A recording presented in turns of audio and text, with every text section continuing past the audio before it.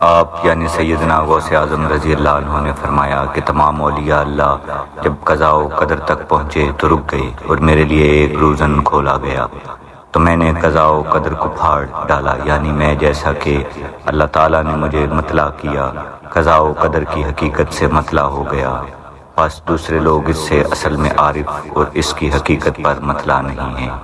یہ اطلاع اور علم میرا خاصہ ہے۔